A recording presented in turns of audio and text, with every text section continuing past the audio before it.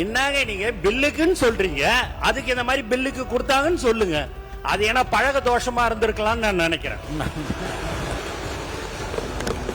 இப்போ பில்லு வாங்குறதுக்கு ஒவ்வொரு அலுவலகத்துக்கும் போய் பாருங்க. மாண்புமிகு அமைச்சர் அவர்களே, நீங்க ஏதாச்சும் போலீஸ் டிபார்ட்மெண்ட் அது உங்க கையில் இருக்கு பாருங்க. நீர்வளத்துறையிலே 3% கொடுத்தா தான் பில்லுன்னு சொல்லி சொல்றாங்க. மாண்பு பேரத்தலைவர் அவர்களே, அவர் ஆதாரத்துடன் சொல்லணும். அது பழைய காலம். அது இந்த காலத்துல ₹1 நாங்க வாங்கணும்னா இந்த இடத்துல நாங்க எங்களை உட்கார வைக்க மாட்டார் எங்களுடைய முதலமைச்சர்.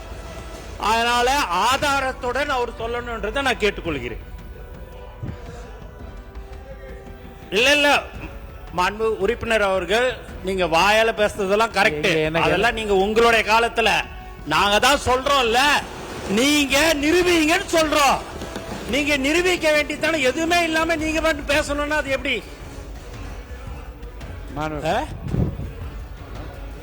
யாரு போட்டிருக்கிறா? எல்லாரும் போடுறாங்க அப்படின்னாங்கன்னா நீங்க அதை அது ஆதாரத்துடன் நீங்க இருக்குதுன்னா நீங்க நிரூபிங்கன்னு தான் சொல்றோம். நீங்க எதுவுமே நீங்க என்னங்க நீங்க பில்லுக்குன்னு சொல்றீங்க, அதுக்கு இந்த மாதிரி பில்லுக்கு கொடுத்தாங்கன்னு சொல்லுங்க. அது ஏன்னா பழக தோஷமா இருந்திருக்கலாம்னு நான் நினைக்கிறேன்.